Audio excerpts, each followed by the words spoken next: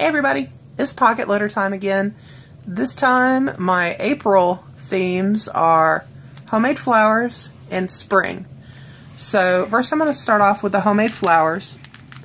What I did with this set of artist trading cards on the pocket letter, I started with just some cardstock, some Brazil cardstock, and I made double layer card.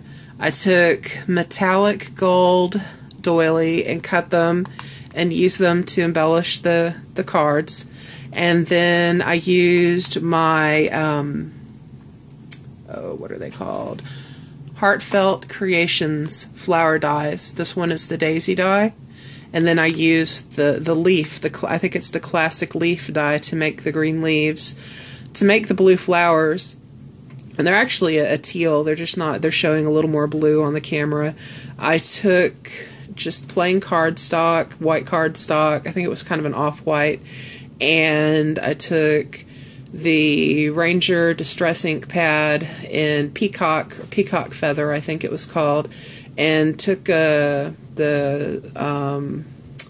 little pad tool that comes, you know, to use with the ink and just patted it all over the paper and essentially dyed the paper. But I'm going to try to zoom in here. You can tell it's not exactly solid color. It's got little, you know, kind of a faded out effect. And then I cut the flowers out, and it's the Delightful Daisy, I believe, die. Cut the flowers out, shaped the flowers, glued them down. And for the center of the flowers, this was something I learned in a class. You take little pieces of tissue paper and wad them up into little balls and use them as the center of flowers. And I thought it was kind of a neat effect.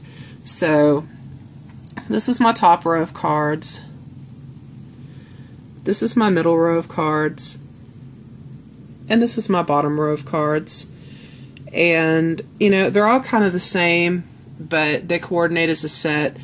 The point of this pocket letter group is what we make. We make these not to collect. We make them that you can pull the individual cards out and use them when you make a greeting card or a scrapbook layout or a banner or whatever project you're working on. So they're essentially meant to be like page elements or tags.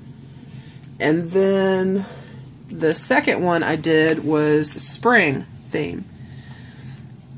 And this one is very much classic scrapbook style. So I used scrapbook papers, I used some little micro brads, I used some little tiny buttons, I punched out with a punch some little tags out of craft paper. I thought it was getting into pastel overload, so that's why I used the brown craft paper to kind of tone down the pastel, because this is a little bit too pastel for my normal taste, so I kind of had to tone it down. So these are all tags. I wanted to make these just tags. People can use them on whatever. And that's my top row. That's my middle row.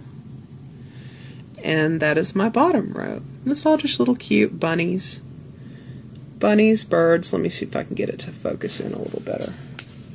Well, maybe not. There we go. Okay, and then for the pocket swag on the back, I've got this empty space for the letter I'm getting ready to print out. I've got some pastel twine, some washi, some burlap goodies, some little glass baubles with pictures under them, some little pearls, some pearly beads, some little teeny tiny, what are these things called? Clothespins, and some of the little buttons I used on the front. And then for the flower pocket letter swag, I got, these are felt flowers that are self-adhesive, some pearls, a balsa wood artist trading card that can be embellished, some beads, some little garland, some washi, some gold clothespins, and then some of the die cuts, leftover die cuts. So there's like two leaf sprigs and probably 10 little pieces, 10 flowers of different sizes they can play around with. So that's the pocket swag on all of them. And I still have to write the letters and pack them. And then I'm going to flip over so you can see the fronts one more time. And again, this is the same group I always swap with, and same concept. We make 4, send 4 in, get 4 different ones back. not including ours unless somebody drops out of the swap, in which case we get one back. The point of this one is not to have artist trading cards per se, but to have page elements, card elements, things that we can use in crafting. So we're supposed to think of our cards as tags or page elements or things that can be used in crafting. So this was April. The next month for May, I'm only doing one category, and that is things that fly, and I've picked butterflies.